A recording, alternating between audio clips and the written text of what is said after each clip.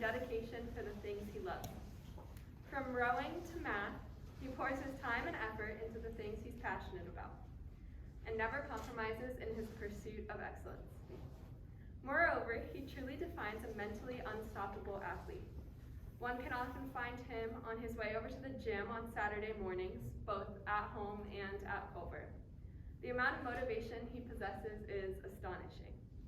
But he too has had his ups and downs. Today, you will hear about how he responded to one of the major failures in his athletic career. We believe that learning about his story will benefit us all and change our mindset towards athletics and towards life. Ladies and gentlemen, please welcome Stephen Yang.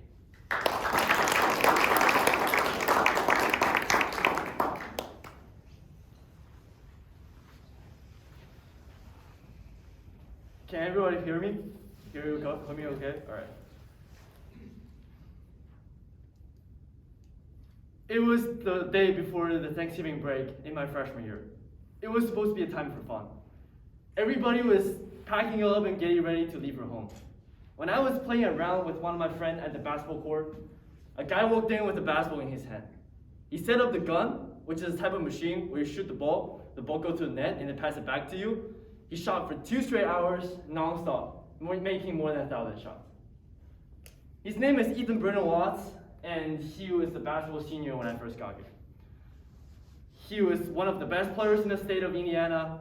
He is definitely the best shooter on the team, and he is also one of the best players on the team. Initially, I was confused. Why work this hard when you're already at that level? Why work this hard when it was supposed to be a time for fun? It was one day before the Thanksgiving break, right? But I realized the simple thought just struck me. The reason why he is one of the best players across the state of Indiana is because he is also one of the hardest workers. As a basketball freshman, I wanted to be like that. I started using all my free time getting to the gym, getting some shots up. I remember it was one of my long weekends in my freshman year where I spent around 4 hours in the gym every day just to become a better basketball player. But my basketball career wasn't a success. I learned that sometimes, even if you put in all your effort, relentlessly, frustration can still dominate. I learned 2 things from my basketball careers among all the negatives. The first thing is that it was my first true taste of progress due to hard work.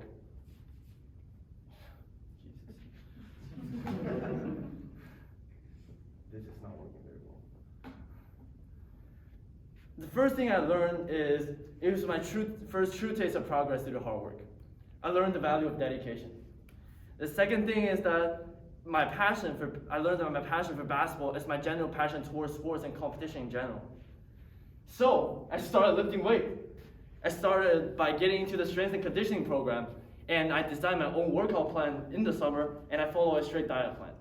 I gained 15 pounds throughout the summer, and as you can see in the pictures, the transformation is obvious.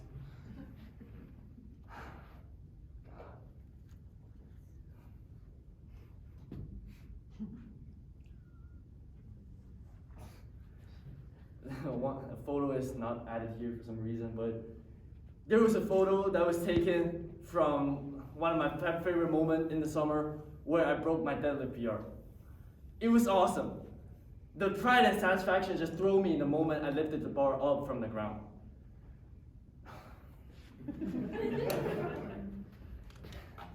Okay, so that is why you need a Bluetooth pen.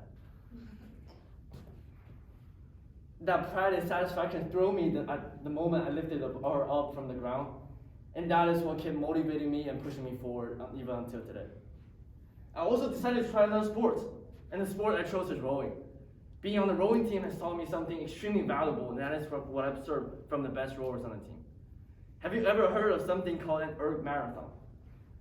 If you have not, that is when you sit on the rowing machine for 3 to 4 hours, cranking out at 42 kps. That was beyond my imagination when I first heard that. Okay. When I first heard that, it was beyond my imagination. I couldn't imagine somebody sitting somewhere still for 3 to 4 hours and just roll. I could barely sit still at some place for 3 straight hours. But as a new rower, I wanted to be like that. I wanted to challenge myself. I wanted to be up to that point. So I become as consistent as possible. I show up to practice every day, and I work my hardest during the practice. Although I'm going through some injury right now and I couldn't go to practice due to rehab, I still try to squeeze some time out when I'm not doing rehab and just to keep my body in shape. My dedication toward athletics extends to the field of academics. At the very beginning of term 2, I had an epic failure in the AP chemistry class. I received multiple 50% quizzes, and my overall performance grade sits somewhere around a 70 to 75%. I was the only student overseas, so I didn't get to take any classes, and I have to study all the content on my own. It was frustrating, and I almost started thinking about dropping. But then I realized I would be back on campus at the very beginning of GP4, so why not go as hard as possible during GP4 and see where that's gonna lead me.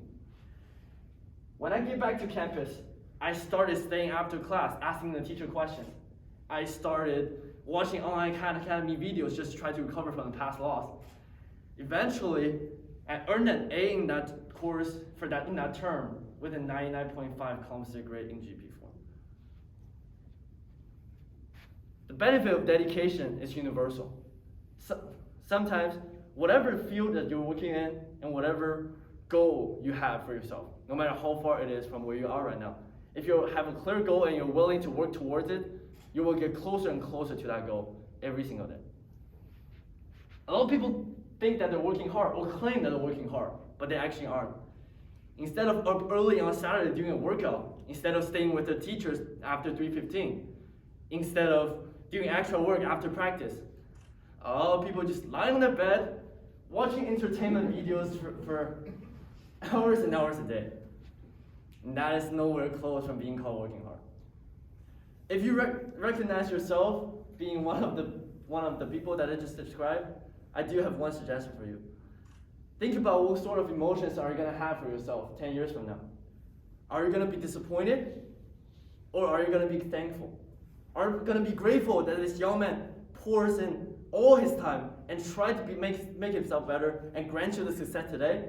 Or you're going to have regrets that he just wasted the best time of his life. Going to the gym every day is painful. Getting better is painful. Work hard is painful. Being dedicated is painful. But think about this. Pain is just weakness leaving the body. And when something that makes you painful right now stop becoming painful, you know that you've grown, you've progressed, and you know you're not weak anymore. I want to end this presentation with one of the quotes from the fitness center's wall that I really like. Pain, just weakness. Grass is always greener on the other side.